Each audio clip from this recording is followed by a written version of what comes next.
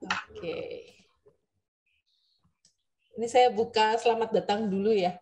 Dida belum ada usaha. Oh, nggak apa-apa. Tidak berdosa kok, Dek.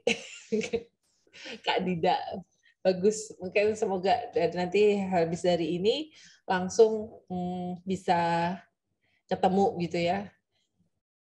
Terus nanti akan ada BIMTEK juga untuk BMC, Business Model Canvas-nya, itu di tanggal, sebentar saya lupa. Senin, Bu. Oh, Senin, jam 5 sore juga. Jadi habis kuliah, semoga teman-teman bisa jadi langsung bikin proposalnya juga. Untuk seleksi internalnya, dan seleksi internal itu gunanya untuk melihat apa-apa yang kurang atau bagaimana begitu ya, untuk selanjutnya ke proses ke fase-fase berikutnya. Oke, ada virtual background sudah dibagikan bagi yang mau download juga, mungkin bisa tadi kok nggak bisa langsung diklik. Oke, coba di copy paste saja, sepertinya kurang HTTPS ya sehingga belum bisa diklik. Saya buka, nanti hari ini moderatornya adalah Bu Agustini yang lebih paham dan mendalami untuk menemani Bu Umi pemateri kita ya. Kalau begitu kita langsung saya buka dengan Iman Kristiani, mohon dukungannya untuk agama lain ya. Oke. Nah, Bapak dan jurusan. Ya Bapak, terima kasih sekali sudah kami bisa bergabung untuk step pertama membangun persiapan di P2MW. Kebanyakan dari kami akan persiapkan diri untuk kompetisi kewirausahaan ini, dan bagi kami yang masih juga mencoba untuk membuat rencana usaha atau sudah punya usaha juga, semoga materi keuangan ini sangat berguna sekali buat apapun yang kami sedang rintis dan kami jalani pada sore hari ini. Dan pastinya semoga usaha kami bisa memberikan dampak positif pada lingkungan di sekitar kami. Terima kasih ya Bapak. Berkatilah orang-orang yang sedang berkesusahan, terutama daerah-daerah yang terkena awan panas Merapi pada pagi hari ini. Kuatkanlah semuanya. Berkatilah semua pihak yang mengurusnya. Semoga semuanya baik-baik saja pada akhirnya. Segala harapan dan permintaan, pujian kami aturkan kepadamu dengan kata Yesus Kristus Tuhan kami. Amin. Terima kasih.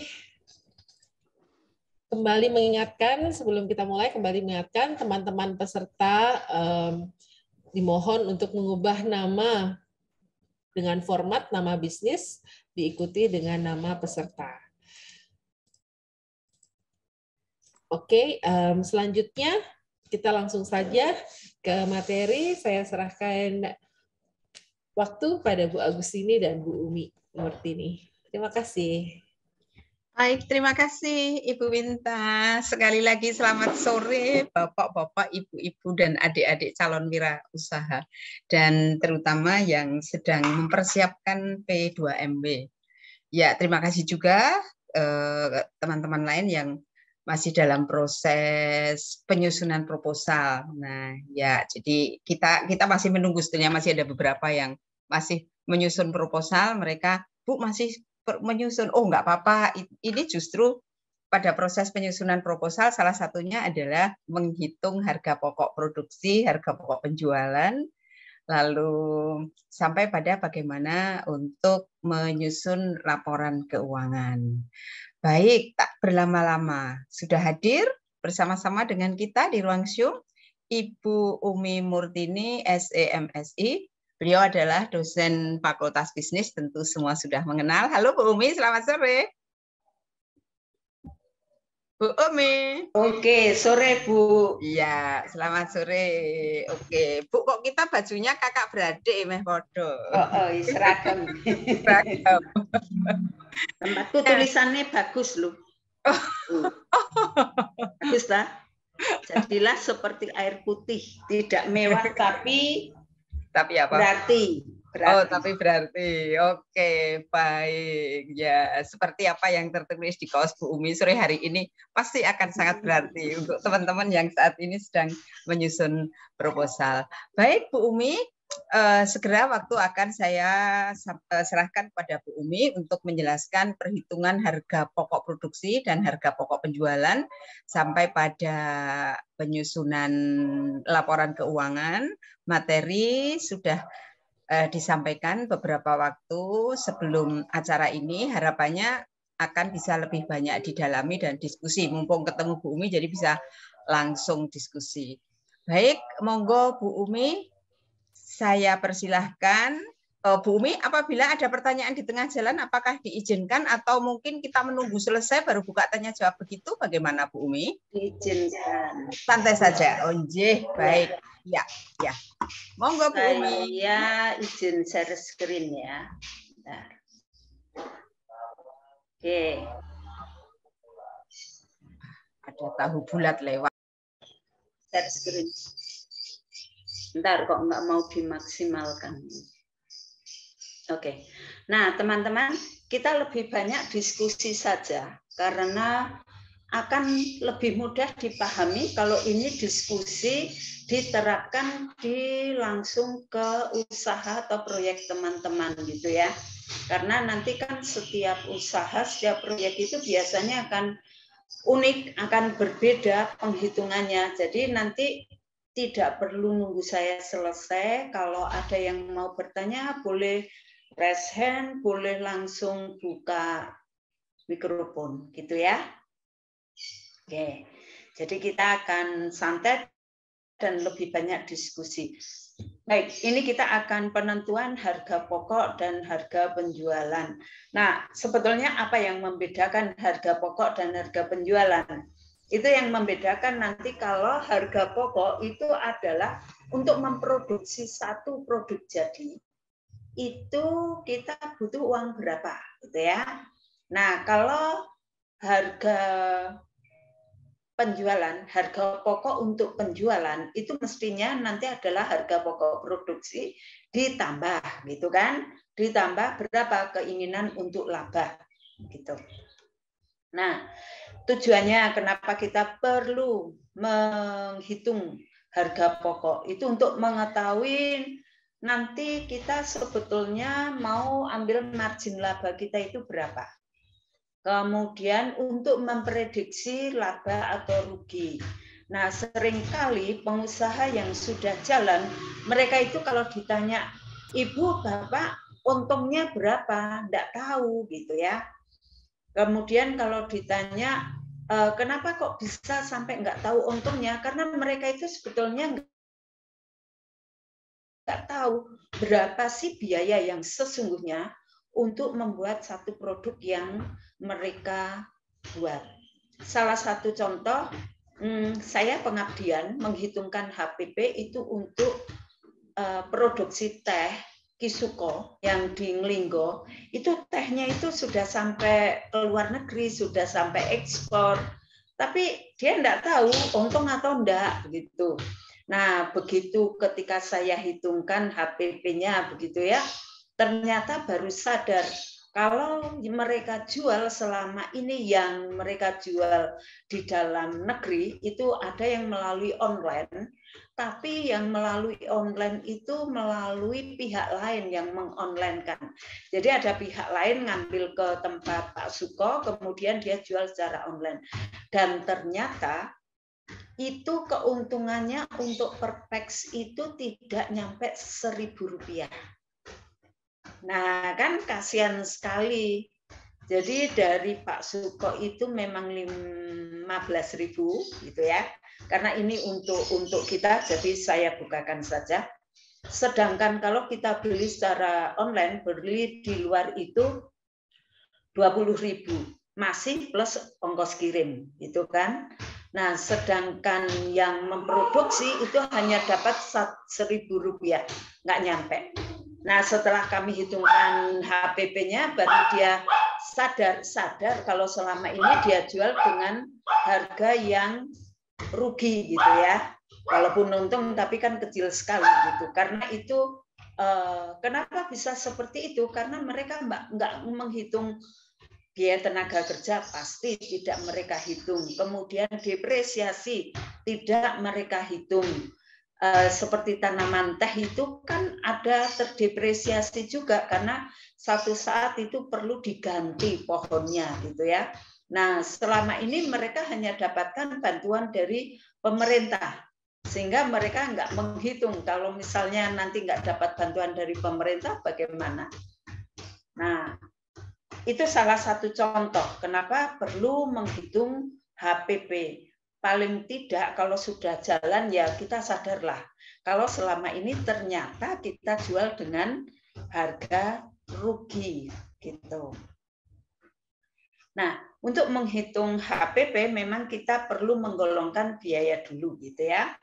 Nah, penggolongan biaya ini akan ditentukan atas dasar tujuan yang tidak dicapai dengan penggolongan tersebut. Jadi perbedaan penggolongan biaya tergantung dengan tujuan kita menggolongkannya mau untuk apa. Itu suara anjing saya masuk ya? Masuk, Bu. Lebih keras dari Bu Umi. Soalnya saya di rumah sendiri, anjingnya nggak ada yang jaga, malah mau ikut itu dia. Dia ikut webinar. Nggak apa-apa masuk kamera. Tidak mengganggu. Oke, ini pertama kita lihat biaya variabel. Nah, biaya variabel ini yang biaya yang jumlahnya itu berubah tergantung jumlah unit yang diproduksi atau tergantung jumlah volume kegiatan. Biasanya biaya variabel itu adalah biaya bahan baku. Karena kalau kita membuat 1 unit, membuat 10 unit, mesti biaya bahan bakunya berbeda. Kemudian biaya tenaga kerja langsung. Nah, biaya tenaga kerja langsung itu adalah biaya tenaga kerja yang langsung berhubungan dengan proses produksi. Ini kalau biaya tenaga kerjanya kita gaji dengan gaji per unit.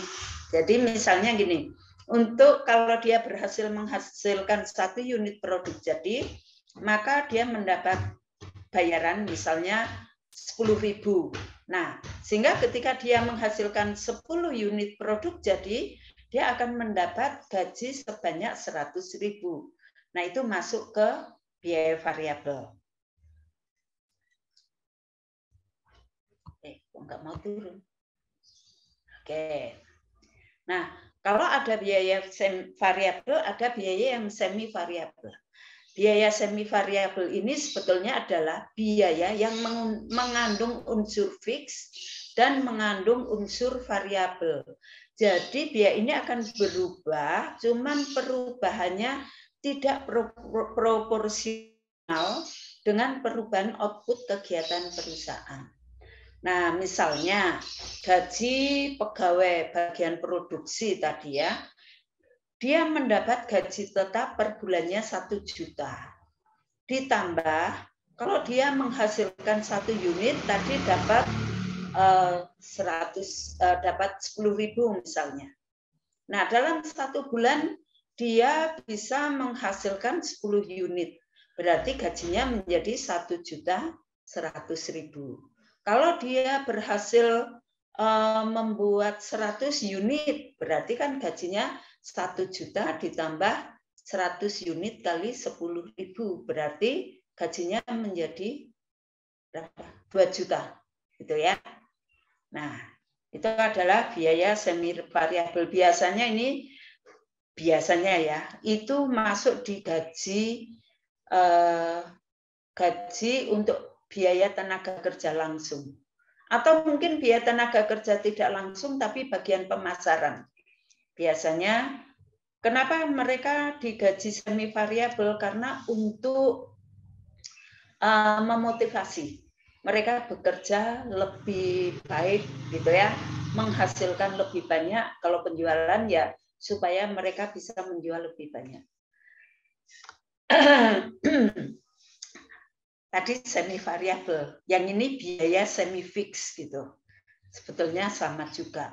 biaya yang tetap untuk tingkat kegiatan tertentu dan berubah dengan jumlah konstan pada volume produksi tertentu. Jadi ini misalnya gini, ada skala produksinya. Kalau dia menghasilkan mulai dari 0 sampai 10 unit, gajinya 1 juta.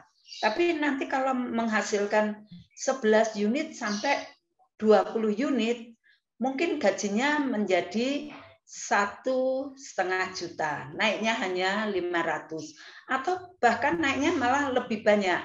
Jadi kalau menghasilkan 0 sampai 10 unit, hasilnya gajinya 1 juta, tapi menghasilkan 11 unit sampai dengan 20 unit, gajinya 3 juta. Itu bisa saja, gitu ya. Nah, itu bedanya tadi, yang semi variabel ini semi fix. Jadi ada skalanya. Nah, kemudian ini biaya tetap. Biaya tetap itu biaya yang jumlahnya tidak berubah walaupun kegiatan perusahaan itu berubah. Fixed cost itu, kalau fixed cost-nya itu terlalu tinggi, nah ini namanya kalau di manajemen keuangan itu financial risk gitu ya, untuk fixed cost. Kalau fixed cost-nya terlalu tinggi, nanti ketika perusahaan hanya memproduksi sedikit, maka biaya produksi per unitnya menjadi lebih besar. Tapi kalau biaya tetapnya ini lebih rendah, itu akan lebih bagus bagi perusahaan. Karena ketika perusahaan menghasilkan sedikit, fixed cost-nya tetap kecil, apalagi ketika perusahaan menghasilkan banyak. Nah, apakah fixed cost bisa dihindari? Biasanya tidak. Ini tetap ada. Tapi untuk meminimalkan risiko, dianjurkan fixed cost-nya ini menjadi lebih rendah. Untuk berjaga-jaga, supaya ketika kita hanya mampu menjual sedikit, maka beban biaya kita tidak melonjak tinggi. Ya. Ini untuk fixed cost. Nah, apa saja sih yang menyebabkan perubahan biaya? Itu kalau inflasi. Kalau ada inflasi, padahal inflasi itu pasti ya. Memang pemerintah menjaga dalam 1 tahun itu diusahakan tidak sampai 10% gitu. Tapi kalau inflasi meningkat, maka input dari produk kita mesti meningkat. Karena bahan bakunya meningkat. Terus gaji kan juga mesti harus meningkat toh. Kalau nggak meningkat kan kasihan. Di Duta Wacana gaji meningkat loh. Walaupun tidak terasa kan. Ya meningkatlah walaupun tidak di atas inflasi meningkatnya, makanya nggak terasa. Oke, jadi biaya tenaga kerja langsung itu juga akan terpengaruh. Kemudian biaya overhead pabrik.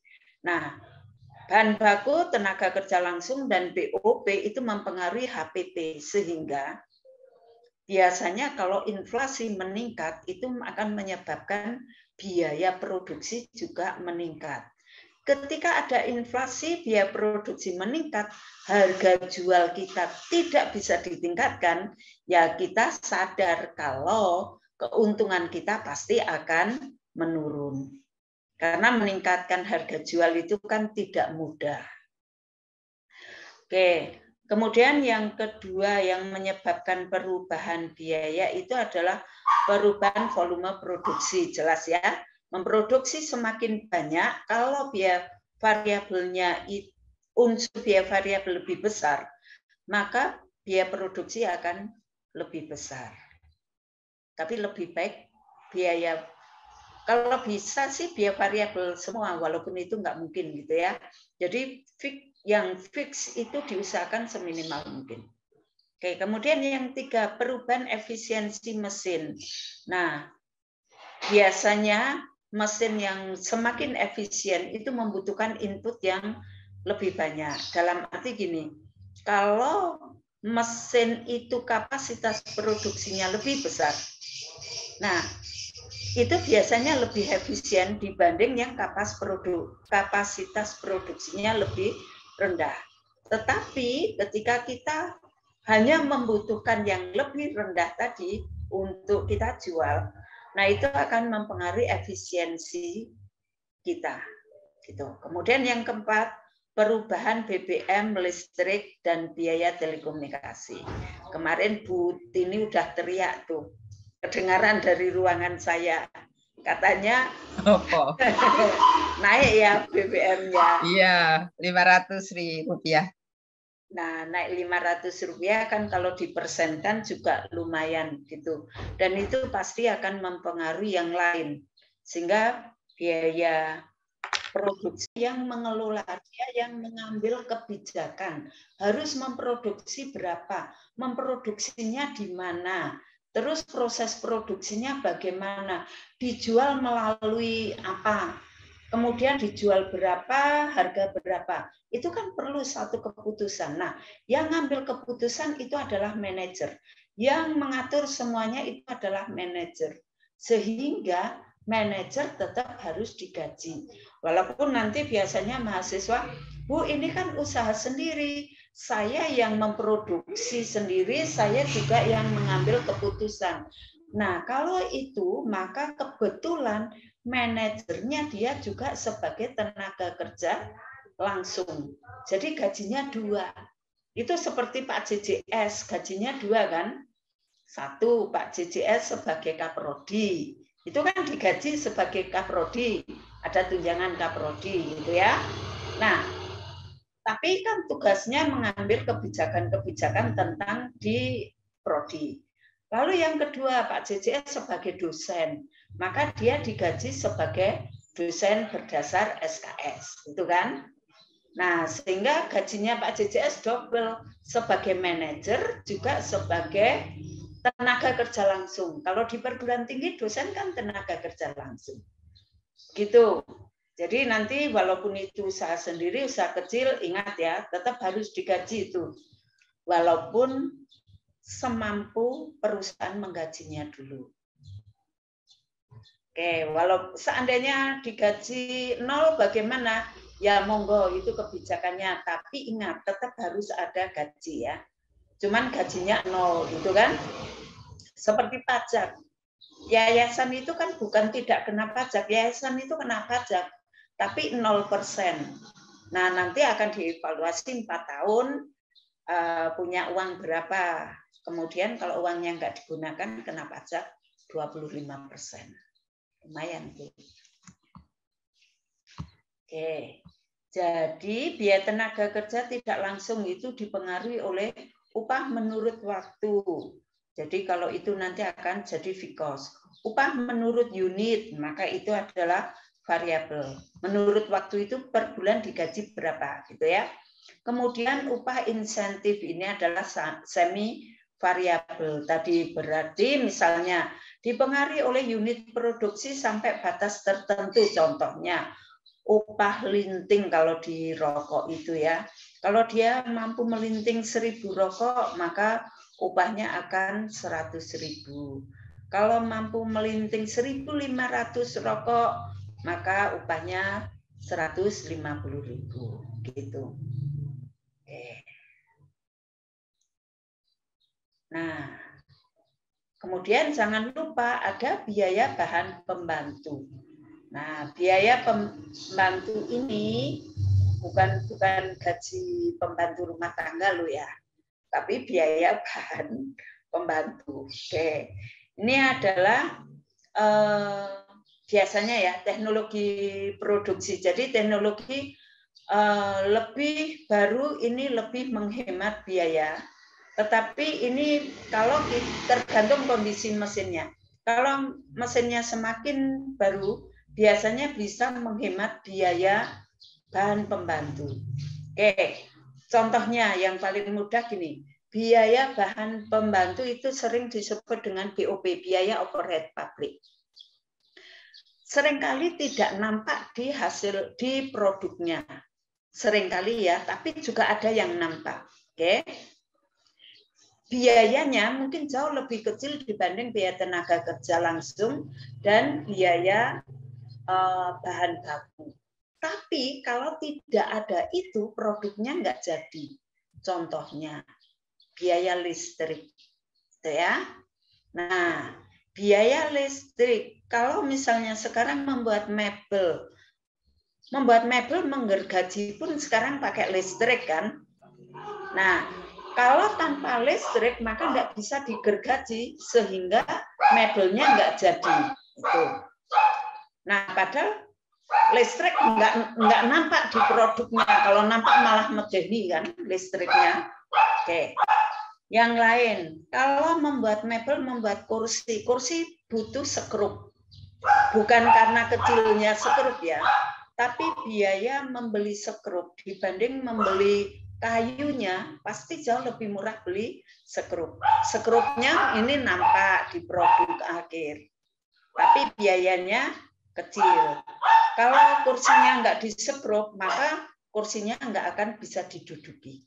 Oke, itu adalah biaya pembantu, biaya bahan pembantu.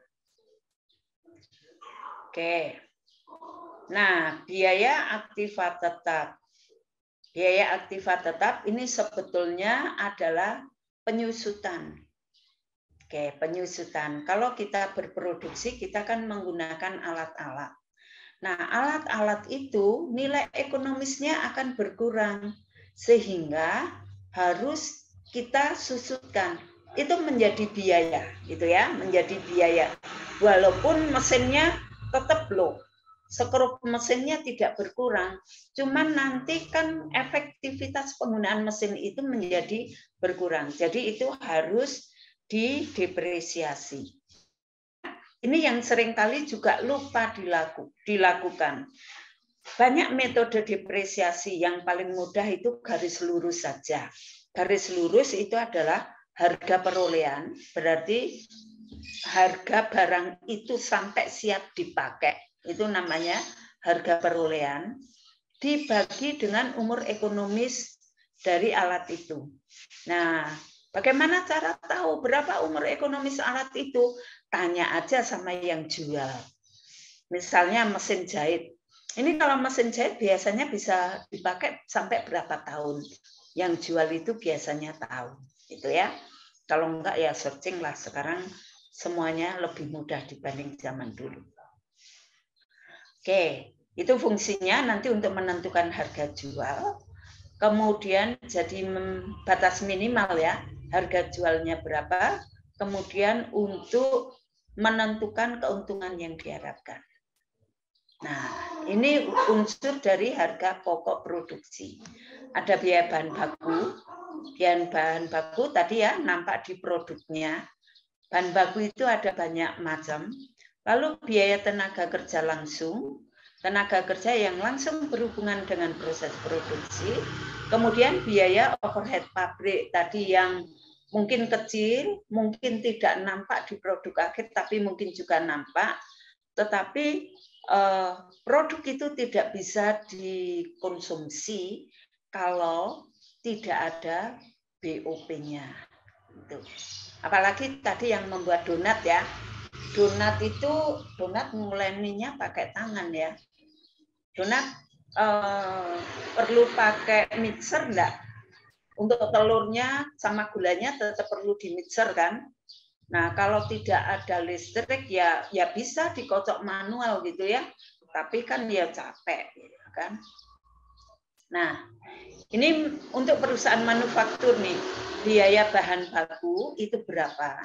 Kemudian ada biaya tenaga kerja langsungnya itu berapa? BOP-nya berapa? Maka ini dijumlahkan ketiganya.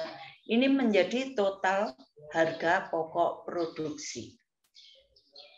Oke.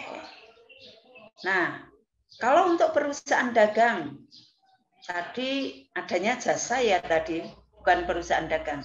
Seandainya ada yang perusahaan dagang itu misalnya Anda ngambil frozen dari tempat lain, kemudian Anda stok di tempat Anda dan Anda jual lagi, itu namanya perusahaan dagang karena tidak memproduksi. Kalau manufaktur kan memproduksi. Jadi ini pembelian bersih, persediaan awal barang kita jumlahkan, itu menjadi barang yang tersedia, kemudian dikurangi dengan persediaan akhir barang. Nah, itu yang menjadi HPP. Gitu. Oke, silahkan kalau ada pertanyaan untuk HPP dulu. Mari kita diskusikan HPP. Bu Agustini, oke, mungkin Bu Agustini sedang istirahat. Itu ada di oh, di chat ada di ya? chat ada 3 pertanyaan Ibu. Oke, baik, saya buka. Oke, bagus, ini udah kembali. Mari Bu, ada 3 pertanyaan. Ya, di maaf, chat, tuh. ini adalah lampu jalan. Jadi lari keluar nyalakan lampu. Oh, kirain lampunya jalan sendiri. Monggo Bu Agustini, itu ada 3 pertanyaan. Iya, iya. Terima kasih ya. Iya, ini sudah ada ya lumayan banyak sih, tapi ada yang menggelitik dulu mungkin di awal ya. Ini sebentar dari siapa ya ini tadi saya baca Pak Iko. Nah, ini mungkin bisa Ibu berikan tanggapan, Bu Winta, Bu Umi juga. Pak Iko usaha seneng-seneng doang, Bu, ya. Jadi mulainya dari seneng-seneng ya. Jadi gak orientasi bisnis sebelumnya. Nah, ini monggo nanti sambil diberikan komentar supaya memberikan semangat. Kemudian yang lain adalah ini dari Dida. Bu, bagaimana menyikapi kenaikan atau penurunan harga bahan baku? Mungkin satu persatu begitu, Bu Umi? Satu dulu aja ya. Ya, ini tadi yang pertama yang Pak Iko tadi. Oke. Oh, enggak. Tadinya seneng-seneng toh, enggak apa-apa seneng-seneng, itu halal gitu ya. Tapi jangan sampai loh, itu seneng-seneng hobi, tetapi kalau kita nggak ngitung HPP-nya, nah itu malah kita yang mensupport konsumen. Artinya gini, kan kita hobi itu, senang melakukan itu gitu kan. Nah ternyata biaya yang kita keluarkan jauh kan. Nah itu kan namanya mensubsidi konsumen gitu kan. Ya enggak apa-apa, itu enggak salah, kan seneng ditambah amal. Nah seneng tambah amal. Nah tapi alangkah baiknya juga yang seneng-seneng itu paling tidak membuat kita rugi. Jadi tetap hitung HPP-nya gitu ya. Nah paling menyenangkan itu kan kita buka usaha sesuai dengan passion, sesuai dengan hobi kita. Nah, maka kita akan menjalankan itu pasti dengan rasa senang tadi, tidak merasa capek, tidak merasa terbeban, dan bagus lagi kalau dapat bonus. Bonusnya yaitu laba. Gitu. Dulu saya ingat mertua kakak saya ya, hobinya masak. Jadi dia buka catering untuk anak kos. Oke. Tapi ya karena hobinya dan dia seneng gitu kan. Tapi akhirnya bangkrut. Kenapa? Lah dia kalau kasih harga itu sangat murah, katanya kasihan karena anak kos gitu kan. Masakannya enak. Ya lama-lama tetap bangkrut, habis modalnya. Nah, jadi walaupun senang-senang tetap harus dihitung ya, supaya kita bisa lama senang-senangnya gitu. Semakin lama senang-senangnya dan syukur-syukur dapat bonus tadi penghasilan. Oke, begitu Bu Tini. Oke, baik, itu yang Bu Tini izin sebentar, aku menghidupkan lampu. Ya, ini sudah jamnya. Ya, mungkin sambil mengingatkan teman-teman untuk mengisi link pendaftaran proposal di internal UKDW, gunanya untuk seleksi internal ya. Kemudian ini link untuk materi juga sudah ada. Jadi silahkan untuk melihat proposal, panduannya seperti apa. Kemudian ada juga timeline untuk kegiatan internal. Oke, baik. Ini Bu Umi sudah nyala, Bu? Sudah, itu kalau di rumah sendiri kan jadi begitu. Iya, tadi saya yang lari karena Bu Umi masih presentasi, saya lari, ternyata pas lari selesai. Iya, oke.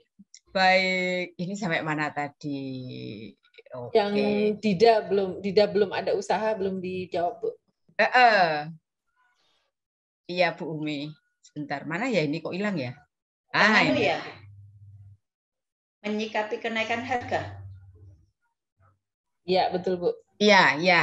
Kenaikan atau penurunan harga dari bahan baku.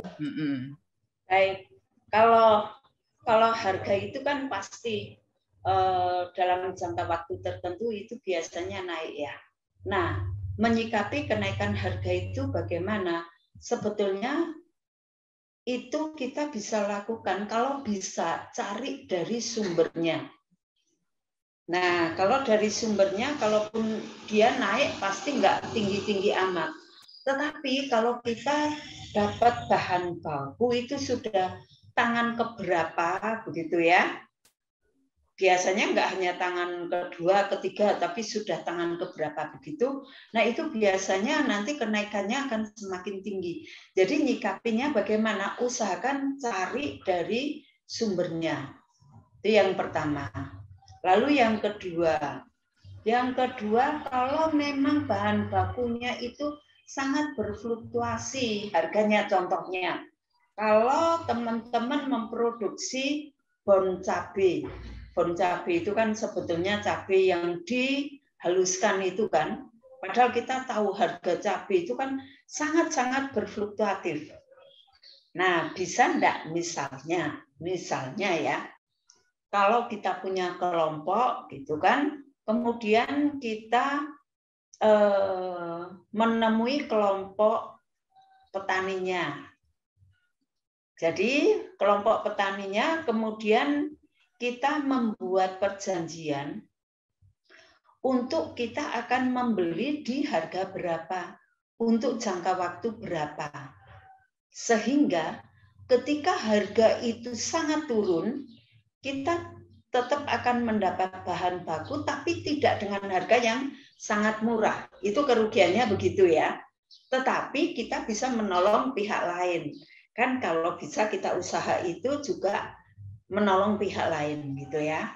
Nah, tetapi ketika harga cabai sangat tinggi, kita bisa mendapat harga yang sedikit lebih murah sesuai dengan perjanjian.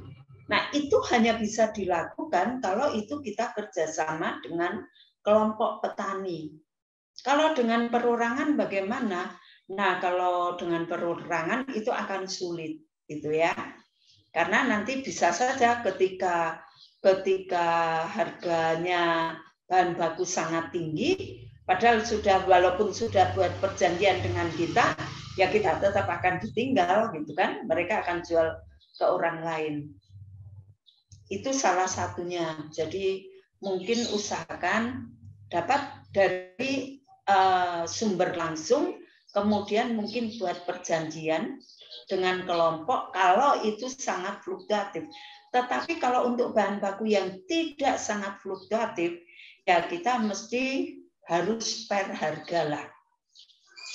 Spare harga bahan baku. Jadi kalau selama ini misalnya harganya Rp100, ya kita kasih 10% lah. Jadi antara 100 sampai Rp110 kita akan beli gitu. Nah, terus nanti HPP-nya jadi naik turun dong, Bu. Enggak apa-apa, HPP itu kan hitungan di perusahaan, hitungan di tempat kita.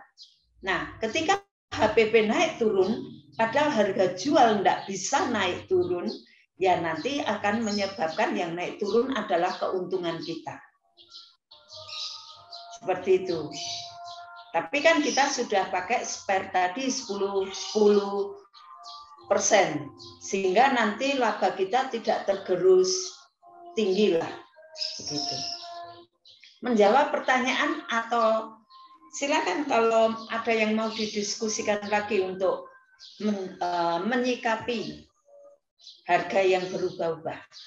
Silakan Dida, bagaimana, ada tanggapan atau sudah cukup memberi gambaran, Bu. Terima kasih. Oh iya, terima kasih sekali. Kemudian ini dari Mikael dari Kekel. Izin bertanya, Bu, cara menghitung potongan harga atau diskon dalam kegiatan promosi produk agar tidak rugi dan minim risiko. bagaimana? Oke, kalau itu berarti sudah masuk ke strategi penjualan ya. Nah, sebetulnya gini, kalau kita mau memberikan potongan harga itu dimasukkan ke biaya promosi. Kan promosi salah satunya dengan potongan harga. Nah, itu masuk di laporan keuangan. Bentar, saya tunjukkan. Ini ya. Nampak kan? Jadi misalnya penjualannya itu berapa? Kemudian tadi ini HPP ya. Oke, penjualan dikurangi dengan HPP ketemu laba kotor. Kemudian laba kotor di sini ada biaya promosi. Nah, jadi ketika Anda mau memberikan potongan harga itu masukkan ke biaya promosi. Tadi menjualnya dengan harga Rp1.000. Penjualan di sini tetap harganya Rp1.000 penjualannya. Tetapi mau dipotong 10%, berarti berapa? Rp100 kan? Nah, Rp100 masukkan di biaya promosi di sini. Oke, Rp100 masuk biaya promosi di sini. Sehingga Anda menjualnya dengan harga 900 menjualnya. Tapi penjualannya di sini tetap dianggap dengan 1.000. Yang 100 dimasukkan ke biaya promosi. Ya. Kemudian biaya lain-lain, maka ini ketemu keuntungan. Nah, makanya di sini nanti kita sudah tahu keuntungannya ini menjadi rugi atau tidak. Itu. Dengan ada biaya promosi sebesar 100. Maka di sini menjadi negatif atau tidak. Selama di sini tidak menjadi negatif, berarti kan masih untung. Jangan lupa rugi laba ini adalah proyeksi. Proyeksi rugi laba dulu. Sebelum kita membuat rugi laba yang sesungguhnya. Maka proyeksi rugi laba ini dilakukan di awal periode. Sebelum kita berproduksi, sebelum kita menjual. Nah, di akhir periode nanti setelah betul-betul kita berproduksi, kita betul-betul menjual, nah itu baru menjadi rugi laba yang sesungguhnya. Gitu. Karena kalau kita mau buat potongan harga itu kan mesti di awal kan, potongan harganya berani sampai berapa persen nih? Yaitu batasnya sampai EBIT ini tidak boleh negatif. Gitu ya. Sampai laba ini tidak boleh negatif. Gitu. Bu, tanya lagi Bu. Ya, silahkan. Kalau yang laundry yang sistemnya kayak cuci 5 kali terus bonus sekali itu ngitungnya gimana Bu? Oke. Cuci 5 kali, bonus 1 kali. Nah, bonusnya bisa masukkan ke biaya promosi. Kenapa bonusnya masuk di sini? Cuci 5 kali ya. Anda sebetulnya kan menjualnya 5 kali. Kemudian biaya bahan bakunya kan 5 kali kan yang Anda keluarkan. Tenaganya juga mengeluarkan tenaga untuk 5 kali kerja. Gitu ya. BOP-nya juga 5 kali kerja. Maka di sini penjualannya tetap 5 kali, tapi yang bonus 1 kali tadi masukkan ke biaya promosi di sini. Misalnya sekali itu 1.000 gitu ya penjualannya, maka 5 kali Anda menjual di sini tetap 5.000. 5.000, tapi masuk ke biaya promosi di sini 1.000 masuk di sini. Gitu. Kalau 1.000 masuk ke biaya promosi kan laba kotornya nanti tetap, cuman di sini biaya operasionalnya yang meningkat karena ada gratis 1 kali. Seandainya penjualannya hanya kamu tulis 4 kali, itu nggak bisa karena biaya bahan bakunya ini 5 kali, biaya tenaga kerjanya 5 kali, begitu. Menjawab? Atau tambah bingung? Oh, berarti itu kalau mau promosi ya labanya tuh dikurangi dulu ya, Bu ya. Betul. Menahan diri untuk menerima laba banyak dulu ya, Bu. Iya, promosi Ya, kan Bu, gitu. mantap, Bu. Membantu. Oke, terima kasih sekali, Michael. Baik, kita lanjutkan ya, Bu Umi. Ini masih ada dari Edo. Iya, dari Paiko. Oh, ini tadi ya. Oh, bukan. Minta izin bertanya. Lalu bagaimana caranya menghitung biaya overhead agar ada persentasenya yang bisa jadi perhitungan biaya langsung bisnis dari Paiko, dari Edo ini, Bu. Iya. Baik, biaya overhead sebetulnya bukan persentase ya, tapi betul-betul kita lihat untuk memproduksi satu produk jadi itu butuh biaya overhead. Produknya apa? Baik, Bu. Oh, itu ini tim saya, Bu, tim Paiko, Bu. iya, apa tadi Mbak Pau? Ayam. Oh, Iya, bukan, betul ya. paha ayam. Oh iya, sorry. Iya. Itu kami satu tim, kok. Kami satu tim, Bu. Oke, ayam sama ya. kalau tadi ya. Itu apa tuh ayam goreng kan, ayam kodok itu ayam goreng kan? Ya, kayak roasted chicken, ayam panggang gitu, Bu. Ya, bahan bakunya tuh ayam, sayur, saus gitu, Bu. Sama kemasan, dah.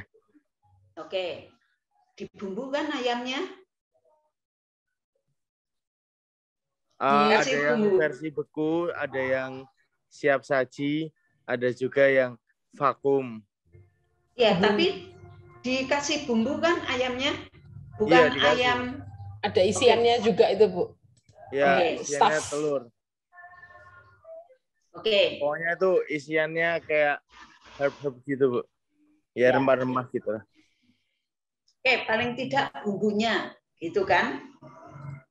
Karena seperti garam, itu kan hanya cukup sedikit sekali kan? Untuk 1 kilo ayam lah, misalnya bukan karena tadi kan potongan kan ya. Oke, misalnya untuk 1 kilo paha. Nah, itu butuh bumbu berapa rupiah? Karena garam mesti nggak gratis, terus rempah-rempah gitu kan, tetap itu kan beli.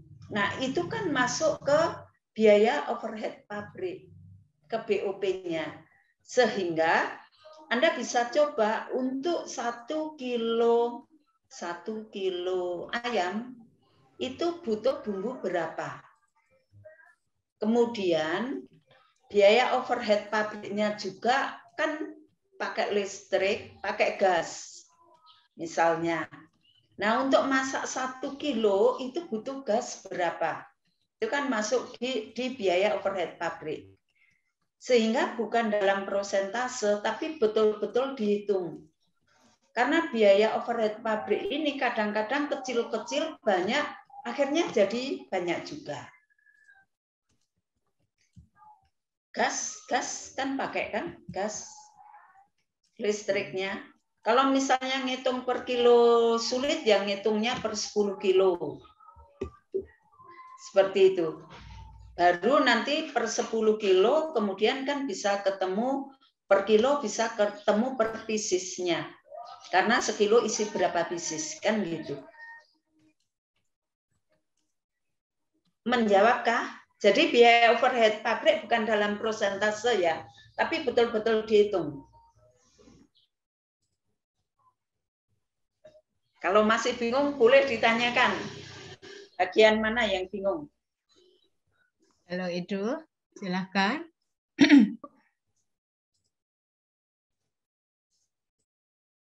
Edo, sudah cukup jelas? Sudah jelas, Bu. Oh iya, oke ya. Baik, itu tadi berkaitan biaya overhead ya, apa saja. Baik, nah ini masih ada pertanyaan. Nah ini yang dari Bu Winta dulu. Bu Winta, monggo langsung saja. Halo Bu Winta. Bacakan enggak apa-apa, Bu. Oke, baik. Oh, bisa jadi salah satu strategi perjanjian kesepakatan harga bisa jadi salah satu strategi keberlanjutan yang dimasukkan ke proposal bisnis ya sepertinya. Ya, ini untuk proposal itu bisa juga ya. Karena itu merupakan satu strategi untuk mendapatkan tadi selain harga rendah juga keberlangsungan ketersediaannya ya Bu ya. Ya. Oke, baik. Begitu ini. Oh baik, ini dari Dida tadi. Bu, pertanyaan susulan boleh tentang slide HPP dagang. Tadi ada barang yang tersedia dan persediaan akhir barang. Itu apa maksudnya Bu? Monggo Bu Umi. Iya, bagus pertanyaannya. Silakan. Yang ini ya. Ya. Itu sebetulnya barang yang tersedia itu istilah dari saya saja.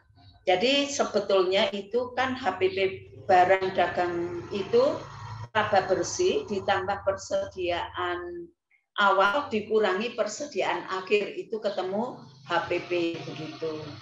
Nah, cuman ini supaya memudahkan melogika aja. Memudahkan melogika. Kalau saya beli barang, misalnya saya beli biasanya dalam unit tapi sebaiknya dirupiahkan ya. Misalnya dalam unit dulu. Saya membeli 100 unit. Oke. Tetapi sebelum saya membeli di gudang itu sudah ada 10 unit. Nah, di gudang ada 10 unit, saya membeli 100 unit. Maka sekarang barang yang tersedia itu kan 110 unit, gitu ya. Nah, nanti di persediaan akhir barang itu misalnya kita menentukan karena persediaan akhir barang jadi itu kan untuk berjaga-jaga untuk keamanan, untuk safety stock. Seandainya kita tentukan sebesar 20, maka HPP-nya kan tinggal 110 dikurangi 20 menjadi 90. Jadi barang yang tersedia itu beda dengan persediaan awal, gitu ya. Itu hanya untuk memudahkan melogika aja. Sebetulnya nggak ada itu. Kalau belum ada stoknya, Bu? Oke, belum ada stoknya. Jadi ini adalah usaha baru gitu ya. Berarti Iya, kan betul. hanya ada pembelian aja. Sehingga ada pembelian, kemudian kita kan tetap harus ada persediaan akhir. Ya tinggal pembelian dikurangi persediaan akhir. Itu ketemu HPP. Kenapa persediaan akhir itu harus kita adakan untuk barang itu? Nah, itu adalah untuk berjaga-jaga kalau seandainya tiba-tiba ada permintaan yang meningkat lebih tinggi dari yang kita prediksikan. Kita memprediksikan bulan ini hanya mampu menjual 100. Ternyata banyak yang tertarik loh, gitu kan. Sehingga meningkat menjadi 110 unit misalnya atau 120 unit. Nah, kalau kita sudah punya persediaan akhir tadi, nah persediaan itu bisa kita gunakan untuk melengkapi, menutupi kekurangan dari atau kenaikan dari permintaan. Mengapa itu perlu? Kalau misalnya konsumen kita membeli ke kita kemudian kita tolak karena tidak ketersediaan barang, maka dia akan pindah ke pesaing kita. Nah, kalau konsumen sampai pindah ke pesaing kita, switching cost-nya, switching cost itu biaya untuk menarik supaya konsumen itu mau kembali ke kita lagi, itu cukup tinggi biayanya. Nah, untuk mengatasi itu, maka kita harus selalu punya persediaan barang jadi. Tadi untuk berjaga-jaga, tiba-tiba ada permintaan meningkat, maka kita bisa penuhi permintaan itu. Kecuali itu ya, kalau Bu Agustini ngajar itu ada yang namanya just in time gitu ya. Nah, itu kecuali barang yang kita beli itu selalu ada di pasar. Nah, kalau Yang kita beli itu selalu ada di pasar, kita nggak perlu nyetok, tidak perlu punya persediaan. Karena kita pasti dapat barang itu di pasar. Tapi kalau kita udah ada barang di pasar, ya konsumen kita juga akan beli di sana dong, gitu kan?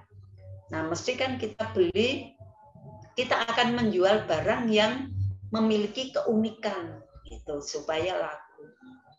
Begitu, Mbak Dida. Terima kasih, Bu. Iya. Iya, terima kasih sekali. Apakah masih ada, ini kayaknya sudah ya, pertanyaan yang sudah ada. Silahkan kalau masih ada yang langsung mau bertanya. Mungkin tadi ada beberapa hal yang berkaitan dengan mungkin bagaimana pemisahan biaya semi variabel tadi, atau bagian lain yang belum masih kurang jelas, silahkan. Sebelum mungkin informasi yang laporan keuangan sudah, Bu. Ini dari Pak Jek Siang, Bu. Jika mahasiswa, mana ini tadi Pak Siang? Ini Bu Pak Siang.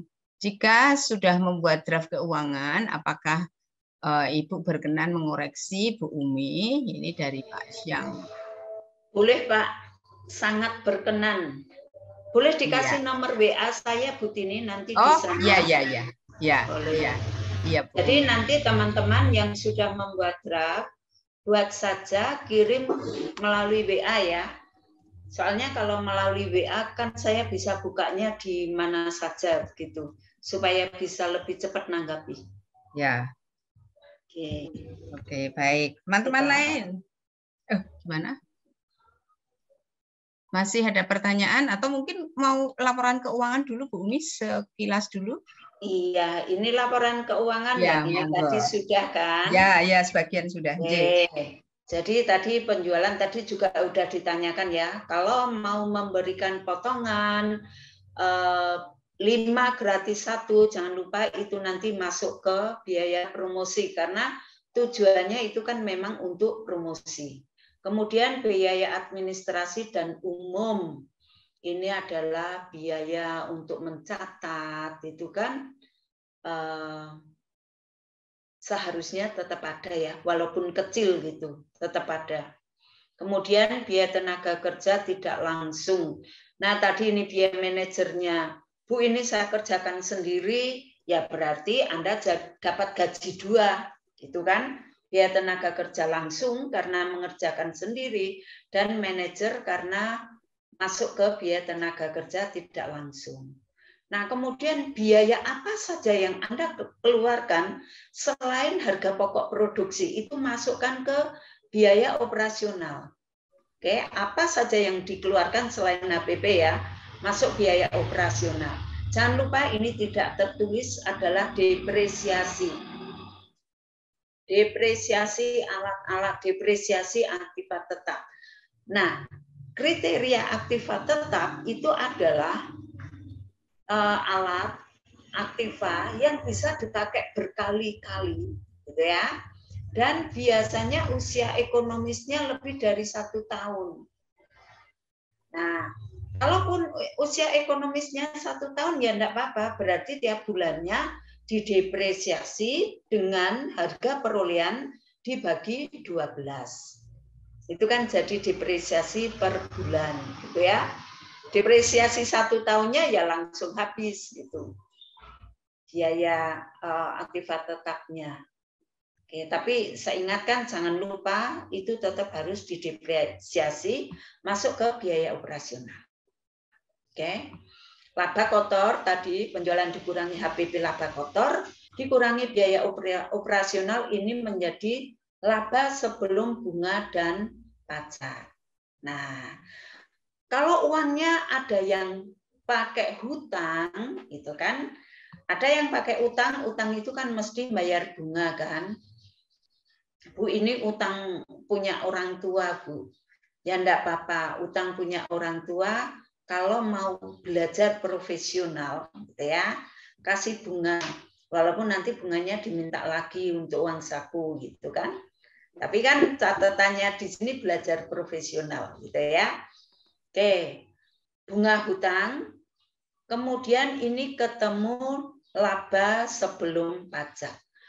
Uang angsuran utang masuk mana? Angsuran utang masuk di cash flow, tidak masuk di rugi laba. Yang masuk rugi laba hanya bunga, ya. Kemudian pajak. Nah, pajak jangan lupa. Mungkin PPN-nya belum kena, tapi PPh ya. Nah, kalau penghasilan Anda masih di bawah PTKP, tidak kena. Tapi PTKP tergantung PTKP 1 orang, 2 orang, 3 orang, berapa orang gitu ya. Kalau di atas itu tetap kena.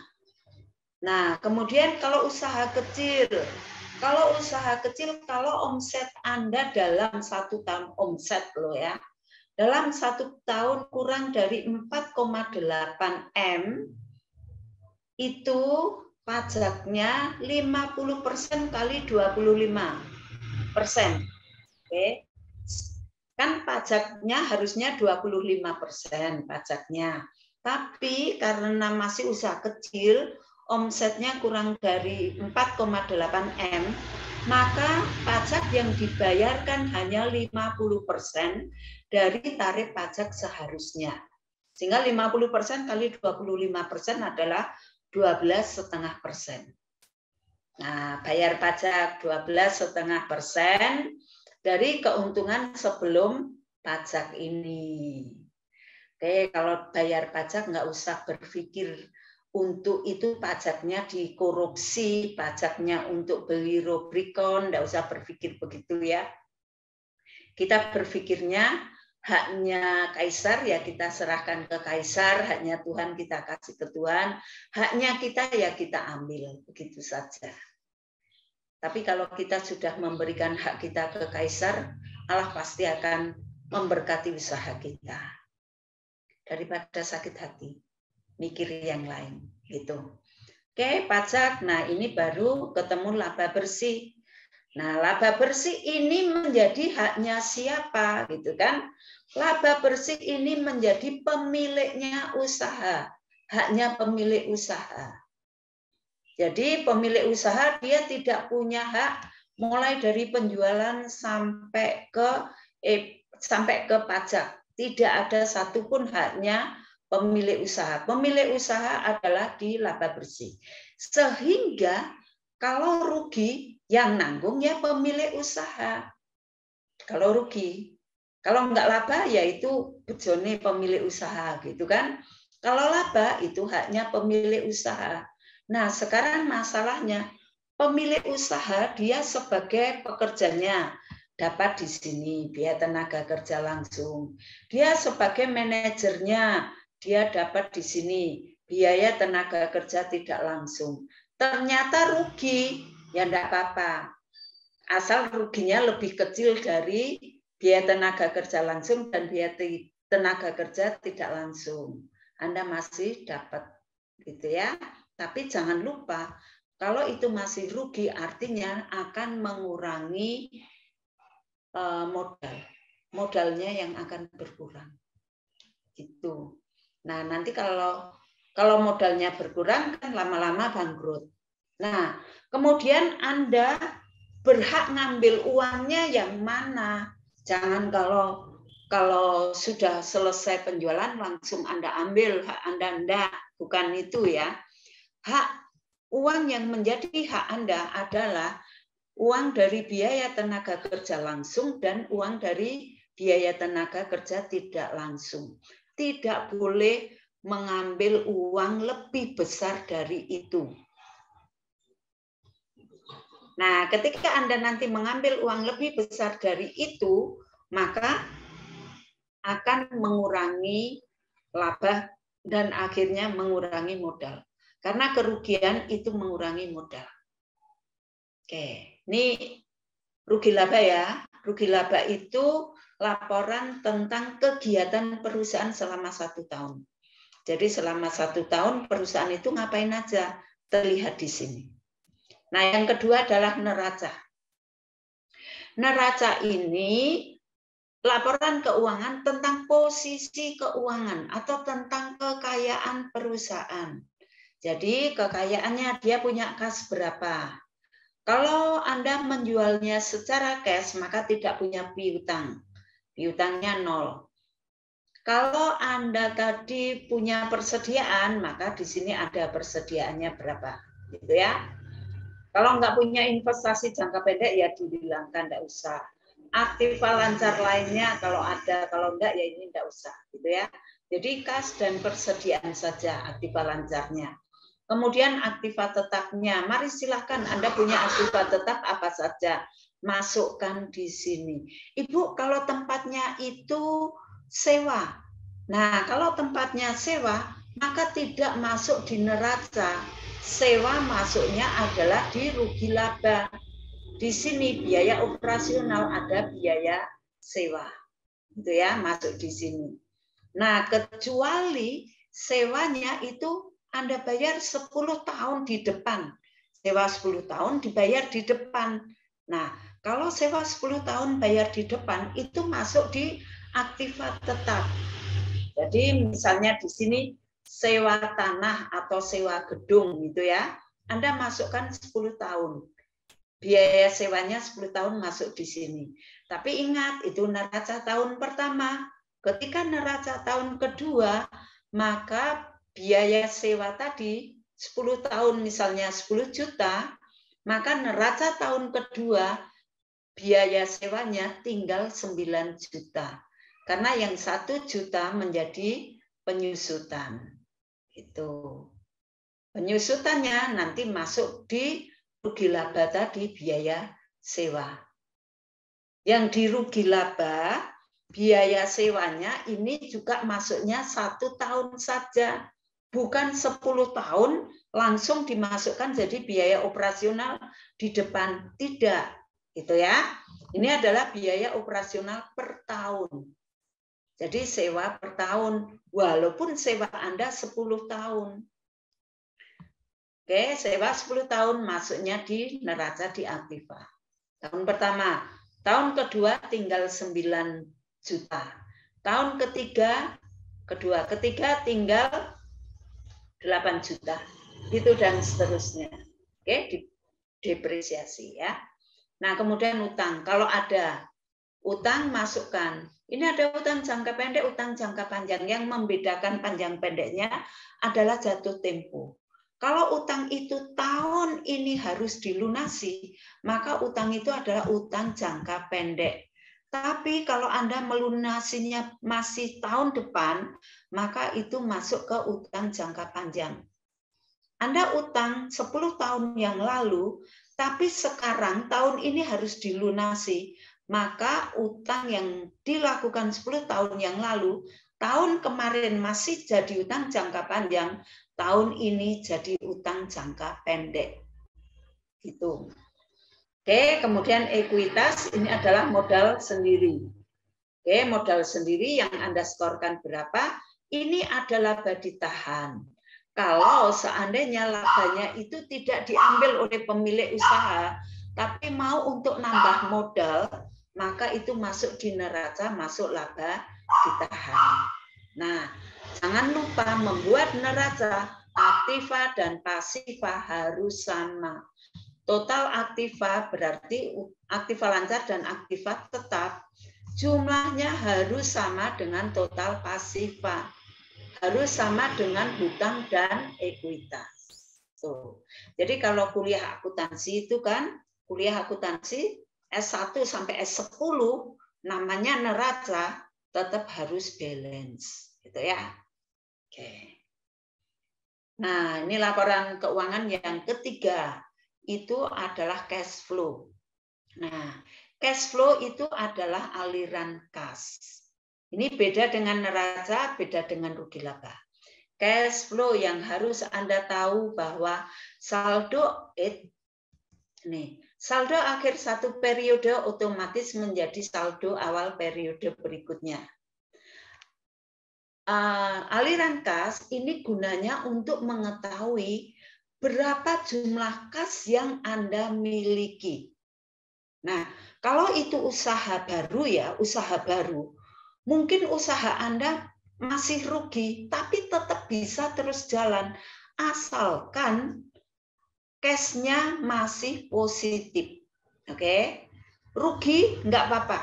Tetap bisa jalan asal masih memiliki kas yang positif. Nah, itu perlunya ini laporan aliran kas, cash flow. Untuk tahu berapa kas yang masih bisa Anda gunakan. Contohnya nih, saldo awal kan belum punya, gitu ya, masih 0. Kemudian ada penjualan, ada setoran modal, gitu kan, ada utang, kemudian pemasukan lain-lain dijumlahkan 9.500. Kemudian pengeluaran. Nah, pengeluaran di sini ini bisa Anda lihat dari rugi laba. Semua biaya yang ada di rugi laba itu masuk di pengeluaran di sini. Ya, masuk di pengeluaran.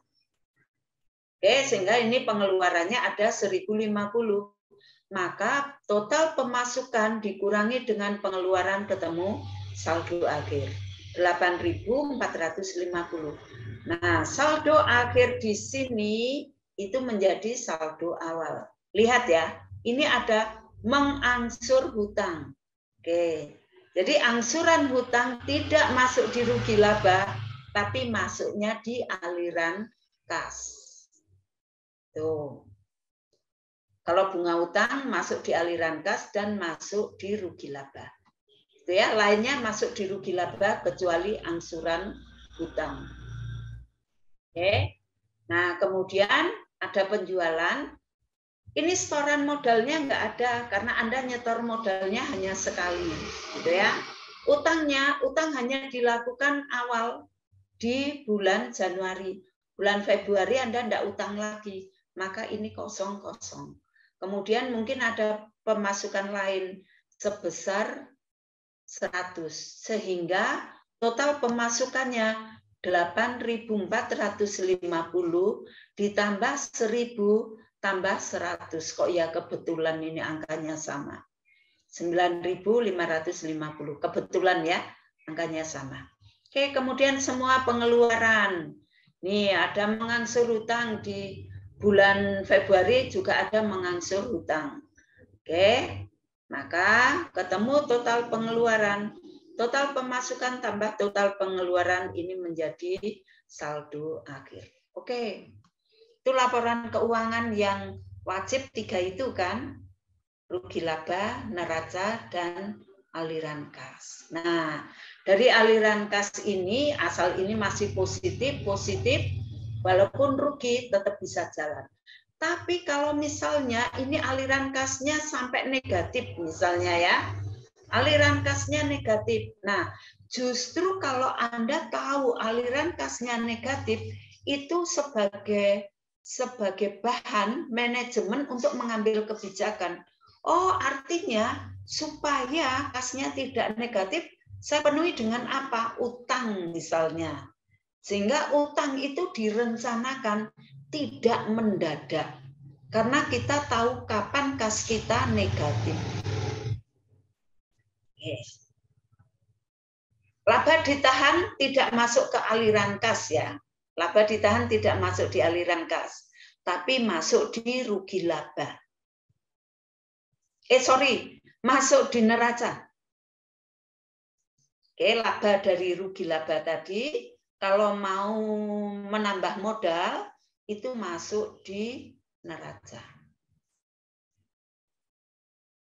Oke, silakan kalau ada pertanyaan. Ini yang terakhir sebetulnya bonus BEP, tapi kan tidak harus sampai BEP kan? Oke, silakan sampai di laporan. Mari. Ini untuk P2MB juga ada laporan keuangannya. Jadi tadi teman-teman misalnya Paiko itu juga nanti membuat laporan keuangan karena kan bisnisnya sudah jalan sehingga bisa ambil tahap bertumbuh. Untuk tahap bertumbuh harus memberikan laporan keuangan. Nah, sehingga nanti juga membuat seperti ini. seperti yang dijelaskan oleh Bu Umi. Oke, ini ada pertanyaan. Ya, dari Saraspau. Bu Umi izin bertanya, untuk contoh bentuk hutang pada laporan aliran kas itu maksudnya seperti apa? Terima kasih.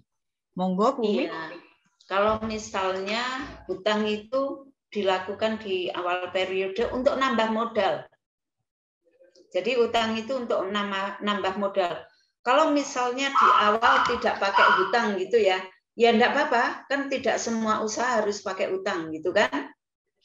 Oke, walaupun kalau kita belajar kalau perusahaan besar itu tetap bagusnya pakai hutang karena itu meminimalkan biaya modal. Tapi itu kan panjang gitu ya. Oke. Pokoknya kalau belajar sama saya mesti belajar diajari hutang. Nah, kalau di sini nggak pakai utang nggak apa-apa, tetapi nanti misalnya ketika cash flow-nya itu ketemu negatif, nah cash flow-nya ketemu negatif kan nggak bisa.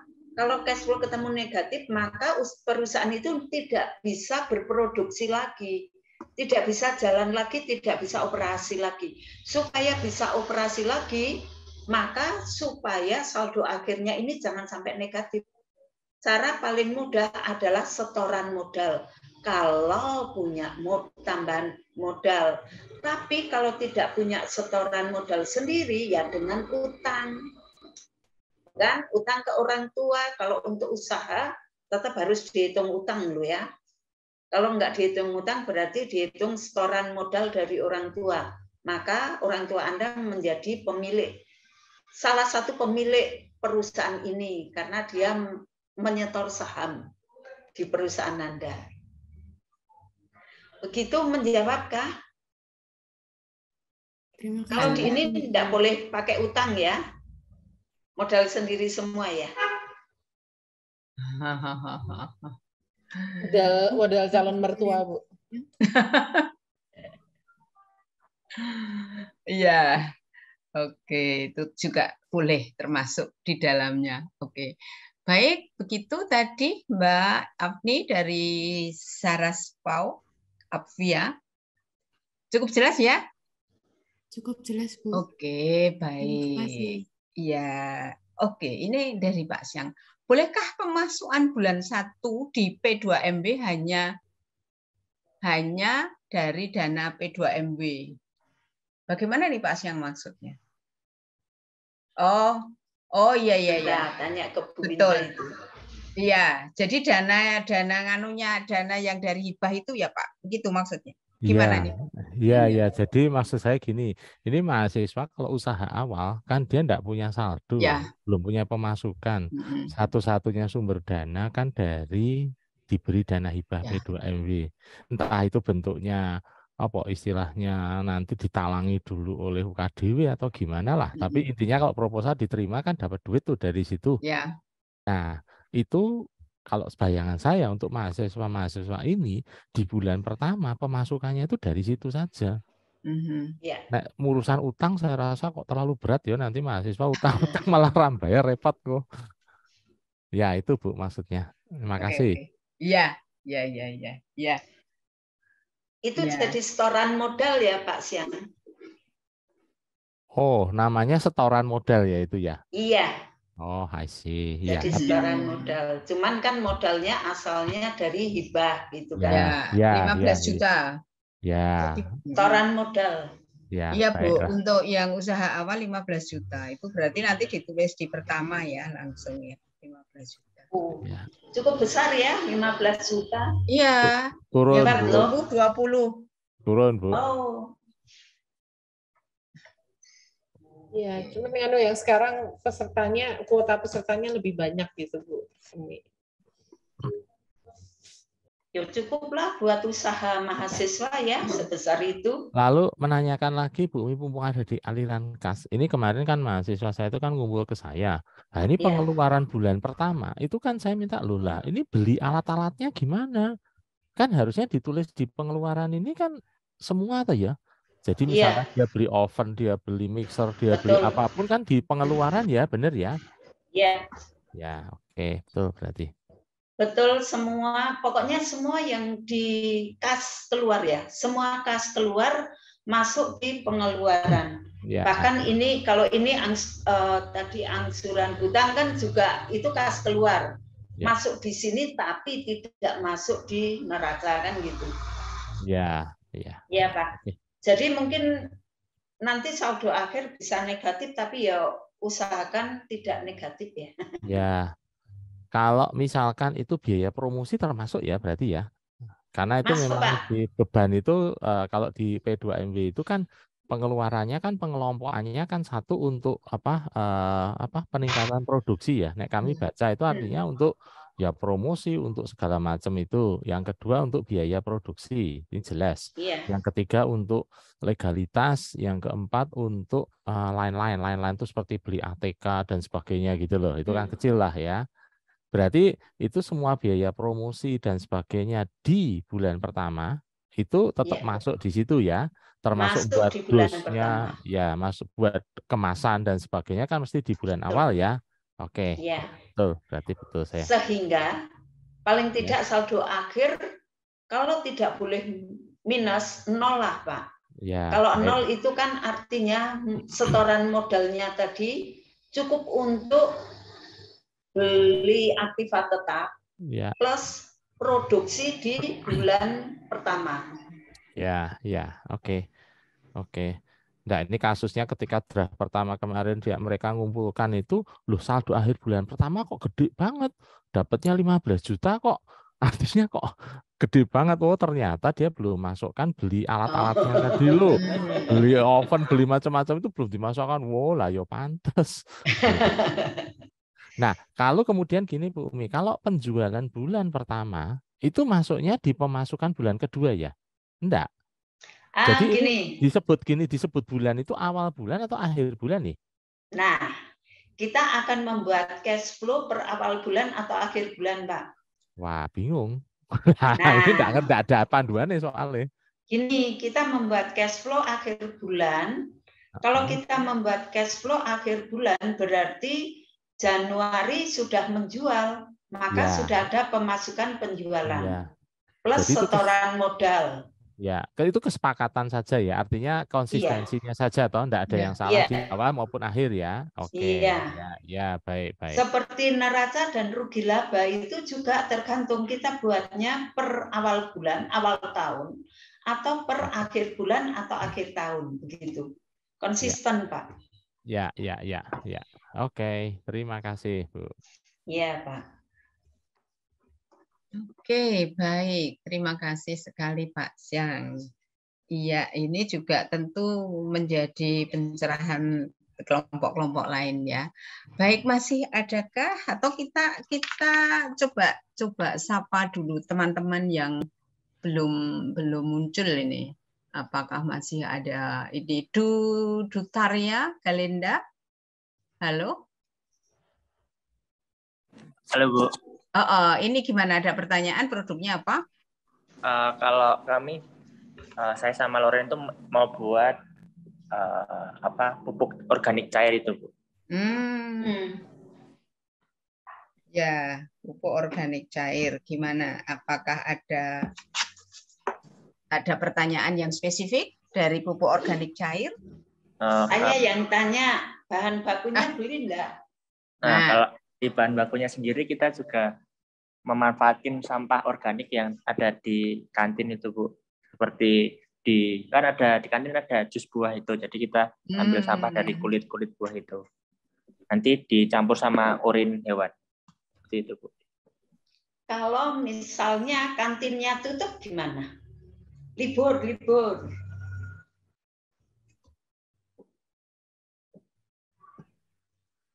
Halo? Kantinnya tutup gimana? Gresek di pasar. Gresek di pasar. Ini satu kelompok dengan Lorencia ya. Mungkin Lorencia bisa menjelaskan juga. Nggak apa-apa. Ini pertanyaan yang betul-betul ini ya terjadi nanti. Ya apalagi kantin ya. Karena kan potensi libur ya ada ya. Halo, gimana ini, Dutaria atau Lorencia masih ada di sini? Halo Ibu. Itu gimana tuh pertanyaan Bu Umi itu? Mungkin ini sih Bu, kita juga selain dari kampus mungkin nyari-nyari yang dari jualan jus-jus itu yang sekitar kampus kayak gitu Bu. Ya. Ya. Terus untuk yang bahan bakunya tadi kan dijelasinnya kalau kita lebih memilih dari sampah organik yang kayak dari sayur-sayuran atau buah-buahan serta urin hewan juga. Terus untuk yang bahan-bahan untuk pendukungnya itu kayak IM4 yang kayak bahan untuk itu loh, campuran pupuk cairnya itu seperti itu. Terus selain itu kayak butuh tong-tong besar untuk kayak nampung-nampung untuk pembuatan si pupuk cairnya juga seperti itu sih. Gambarannya masih seperti itu. Iya, berarti itu nanti kan juga perlu dimasukkan toh kalau misalnya kantinnya tutup, maka langkah berikutnya apa kan supaya memperkuat bahwa ketersediaan bahan bakunya itu pasti ada. Kalau produk seperti ini, menurut saya yang mahal tuh sewa tempatnya. Kan tidak mungkin disimpan di kos toh. Untuk Anda di kos yo, orang mungkin yo. Itu mesti dimarahi. Halaman toh. Banyak banget itu. Beli tong lagi. Gitu. Lah ya itu masalahnya. Iya. Kalau misalnya ini anak bioteknologi ya? Teman-teman dari bioteknologi ya? Iya. Atau kalau misalnya mereka pakai lab gitu, dihitung sewa gitu ya, Bu? Oh, kurang besar, Bu. Itu tongok, Bu. Mosok labnya dileboni tong-tong gitu. Nyewa di Duta Wacana, kasih di itu loh. Kemarin saya ke LPPM itu, belakangnya tempatnya Sherly itu loh, sampai di luarnya itu loh. Iya, di belakang Sentrino. Iya, itu masih ada spesies sebetulnya. Nyewa dalam Sentrino aja. Nanti Pak Siang mengunjungi tiap hari kalau di dalam Sentrino. Iya, tapi bisa ya Bu ya, dihitung biaya sewa ya supaya bisa loh. Bu Umi, seandainya memanfaatkan lahan yang ada di UKDW itu kan yang di belakang itu cukup ya, Sentrino ke sana sama LPPM sananya itu juga harus dihitung sewa begitu ya? Iya dong.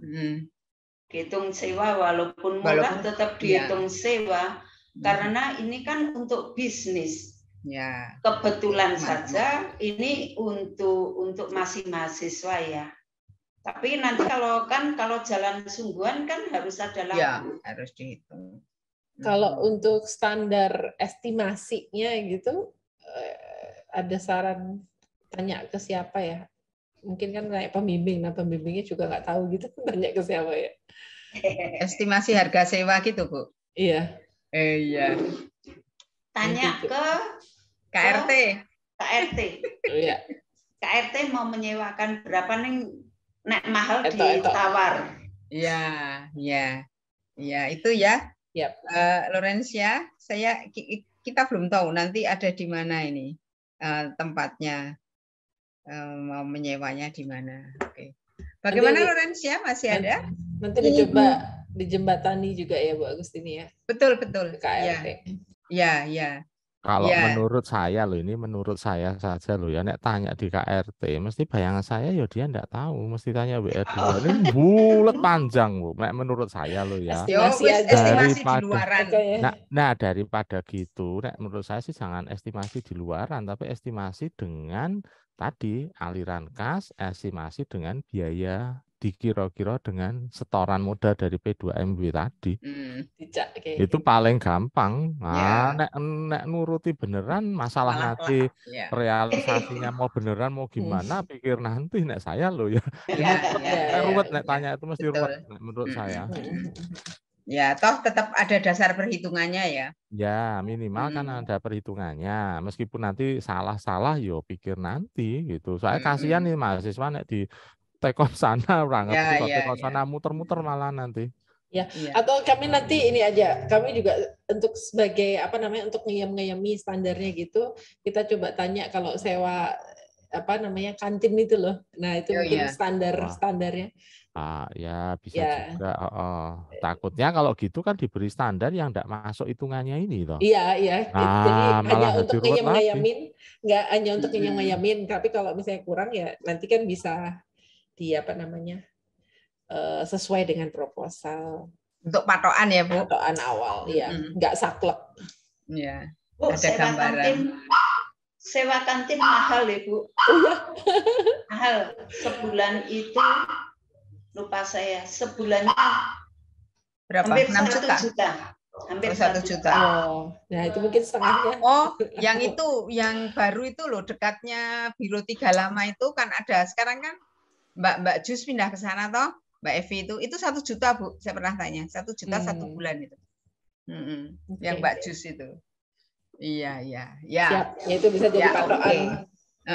Jadi ada ini. Gitu ya. Apa tadi namanya? Dutarya. Jadi minta tolong nanti diinikan bagaimana, karena tanggal 14 ya, 14 proposal masuk dulu ke intern. Baik, ini masih ada lagi Hana Mulyana. Halo Hana. Halo. Ada pertanyaan tidak? Ini lanjutan ya. Oke, mungkin belum ini masih Hana. Setara ya Bu ini ya? Hana kecil itu. Atau siapa? Hana Mulyana ini. Hana. Oke, baik. Kita masih ada Gregorius Lunsa. Oke, belum ini juga supaya kita tahu karena ada beberapa tadi yang belum muncul. Ada M. Andik Badrus dan M. Khoiril, ini apakah satu tim atau bagaimana? Mari silahkan untuk membuka mic-nya dan memperkenalkan diri. Kalau sudah ada bisnisnya juga nggak apa-apa. Silahkan. Apa sudah nggak ada? Sudah nggak ada toh? Iya. Sudah nggak ada, tadi ada kok. Oke, baik. Mungkin sembari menunggu boleh saya ini Bu. Tadi ya Ibu, monggo. Mendengarkan ada yang baru mau buka apa ya rintisannya ya brand memulai itu. Saya mau membagikan share screen kalau untuk pencarian nama brand begitu ya. Oh ya. Boleh untuk kepangkalan data. Ini Ibu Umi ya boleh. Untuk teman-teman yang sedang memulai brand, jadi ada namanya. Tadi kan misalnya seperti Paiko atau mungkin ada nama-nama yang nanti kepikiran namanya apa ya, bakso begitu ya. Nah, jadi untuk brand itu kan harus unik ya untuk menghindari konflik ke depannya. Nah, ini tentang kaitannya dengan kekayaan intelektual. Saya akan bagikan screen satu website yang bisa kalian lihat apakah merek tersebut sudah ada pemiliknya atau belum, seperti itu. Izin share screen ya. Sebentar, di mana ya? Langsung aja deh. Share screen semuanya. Oke. Jadi di sini ada PDKI. Oh, ini sebentar.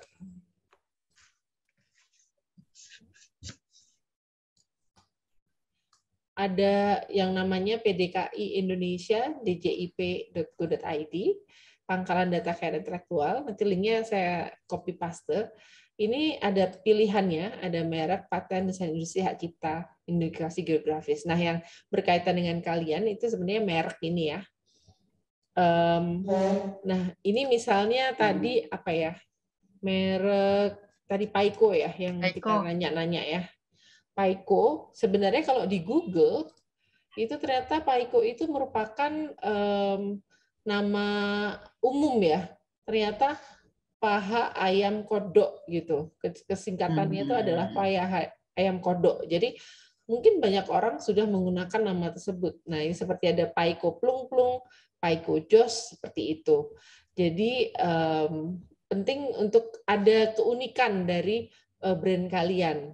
Entah itu menambahkan atau mungkin misalnya Paiko tadi istilahnya jenderal, misalnya jadi brandnya mungkin komandan kecil atau apa, karena misalnya tadi kalau nggak salah selling point-nya adalah biasanya ayamnya besar-besar dan dijual mahal, lalu dia membuat yang kecil ya, versi kecil sehingga lebih terjangkau. Nah, mungkin kan diversifikasi produk atau nanti produk kembangannya ada banyak, bukan hanya sekedar paha ayam kodok, tapi juga nanti mungkin ada dimsum yang kecil-kecil atau apa ya, banyak makanan yang masakan yang gede-gede terus dikecilin versinya misalnya seperti itu. Jadi terus tapi kita coba cek dulu apakah Paiko ini sudah ada yang mendaftarkan. Walaupun tadi ada banyak Paiko plung-plung segala macam ya. Kita lihat di sini mereknya Paiko ada tidak? Oh, ternyata belum ada yang mendaftarkan. Coba kalau kita cek ke Hak Cipta. Tidak ada juga. Nah, mungkin bisa juga digunakan atau lebih baik ditambahkan yang ada nama panjangannya yang unik gitu ya. Nama lainnya yang unik. Karena penting karena untuk menghindari konflik tadi ke depannya kalau saat kalian mau mendaftarkan ya, karena biasanya rintisan usaha ini akan berjalan gitu loh. Nanti terus jadi usaha beneran. Terus yang keduanya misalnya tadi apa, nyikat ya? Nyikat. Ya, nah, kalau nyikat, bos. Nyikat juga ada bos. nggak? Nah, ini nggak ada juga. Apalagi nyikat bos mungkin nggak ada ya. Oh, nggak ada. Jadi aman. Coba kita lihat hak ciptanya, nggak ada juga.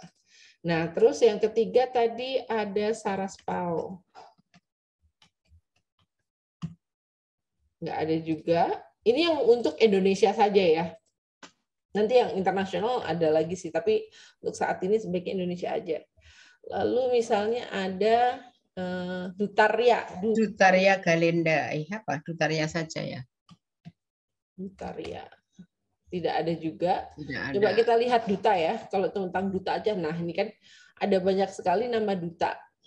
Penamaannya. Nah ini bisa kalian cek kalau misalnya ada yang sudah berakhir itu berarti boleh digunakan ya. Misalnya kalian cari yang dalam proses dan didaftarkan. Nah ini misalnya duta ini apa ya, kalau kamu nanti ada produk duta gitu. Kategorinya apakah sama atau tidak gitu dengan punyamu gitu. Nah ini kelasnya bakwan, jenis barang. Ini apa ya? Tidak jelas. Atau di sini coba kita lihat kelas 1 itu adalah pupuk organik, pupuk alam. Nah, seperti itu ya. Atau mungkin tadi Ibu menyebutkan nama apa ya? Setara ya. Nah, ini setara ini kan adalah sebuah nama yang sangat general ya, kesetaraan seperti itu. Nah, kita lihat oh, ternyata ada banyak sekali dengan logo-logonya. Tapi kita harus coba cek. Jadi nanti kalau kalian punya nama yang sama, coba dicek apakah sudah ada di kategori yang kalian mau tuju.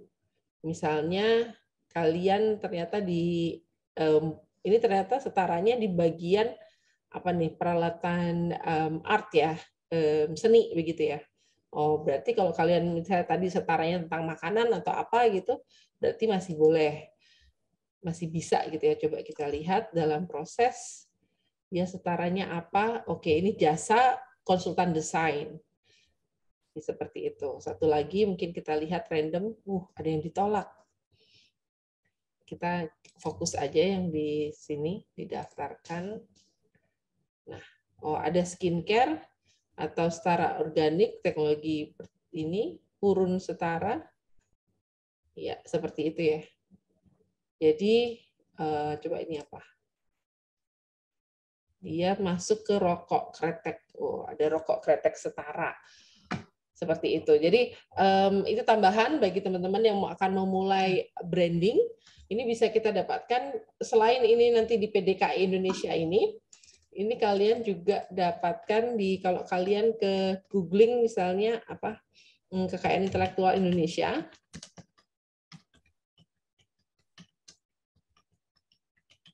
Nanti akan muncul ke DJKI. Ini kamu klik. Nah, di sini ada di penelusuran.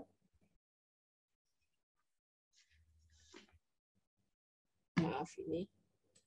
Biasanya mereka ada pop-up. Something kenapa lama sekali ya? Oke. Terima kasih. Penelusuran, nah ini di PDKI.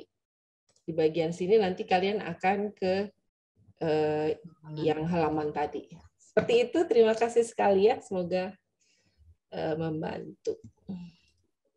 Iya, terima kasih sekali. Ini saya kira ini hal baru ya, yang tahun lalu belum begitu kita tekankan, yang berkaitan dengan merek yang akan dipakai teman-teman. Jadi ini langkah awal supaya pada saat masuk proposalnya itu sudah betul-betul dicek ya. Jadi cek awal lebih baik kalau memang ternyata itu sudah ada yang memakai, jadi bisa segera diganti sebelum masuk ke proposalnya. Siapa tahu setelah mendapat pendanaan ini menjadi sesuatu yang sangat memiliki prospek yang besar. Jadi tidak ada salahnya jika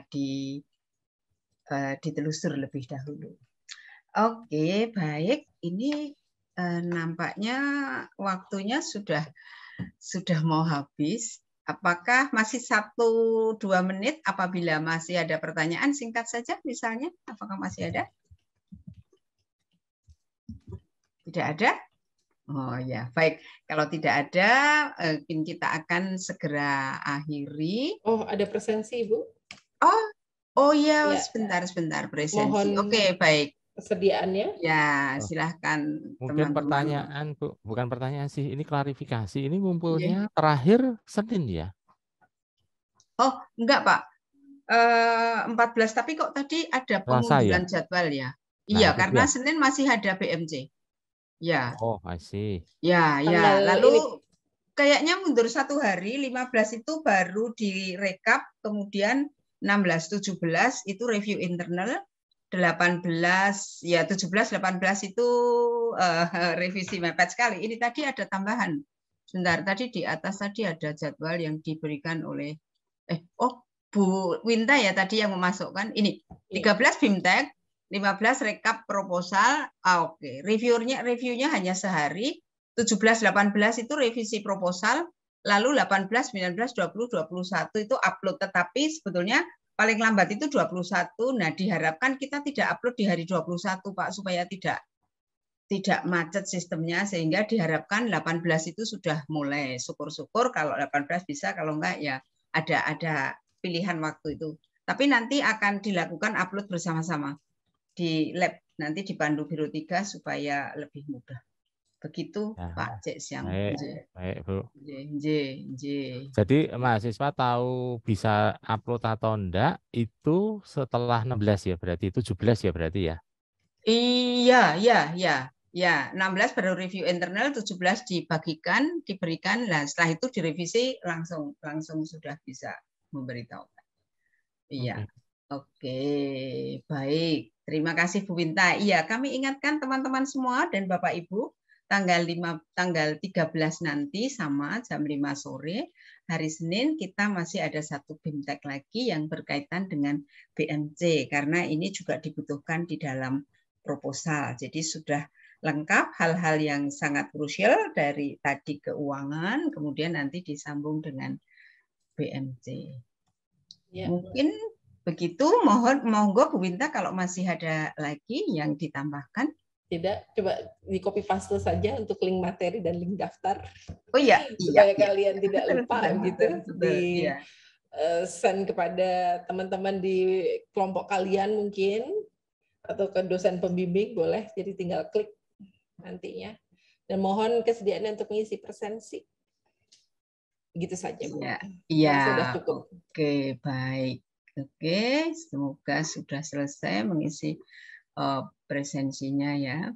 Baik, terima kasih sekali Ibu Umi untuk waktunya, dan banyak sekali ini tadi yang sudah dikupas, dibahas, dan terima kasih juga teman-teman pertanyaannya. Semoga apa yang didiskusikan sore hari ini tuh menambah jelas dari setiap permasalahan, terutama keuangan yang dihadapi pada saat menyusun proposal, karena ini biasanya yang membuat repot itu di bagian keuangan tadi, terutama cash flow-nya ya, karena juga harus membuat sampai cash flow.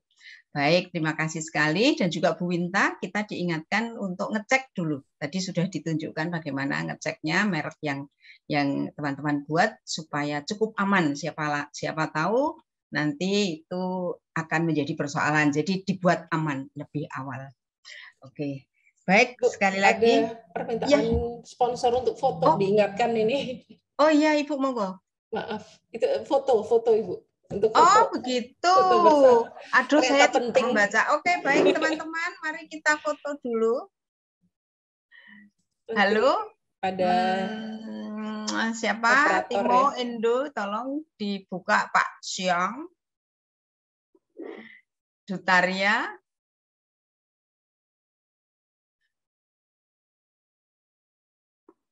Oke, diminta untuk menghitung katanya. Saya hitung. Udah ini semuanya? Oke. Di hitungan ketiga ya. 1, 2, 3. Salam entrepreneur, boleh? Ini entrepreneur salamnya begini nih. Nasional. Oke. 3, 2, 1. Sudahkah? Tahan nafas semuanya. Sudah itu? Oke, admin, udah? Oke, terima kasih sekali. Oke, terima kasih sekali, tepuk tangan di tempat masing-masing. Ya, nanti kalau untuk kami akan coba untuk upload ke YouTube video ini supaya bisa ditonton ya. Mungkin memang perlu berkali-kali gitu ya. Kalau begitu, terima kasih untuk teman-teman semua, semangat. Terima kasih sekali Bu Agustini, Bu Umi, Pak Siang. Lalu ada dosen siapa lagi ya? Pak Marcel, terus dan teman-teman calon wirausahawan. Terima kasih untuk rintisan bisnisnya dan semangatnya selalu. Sampai jumpa.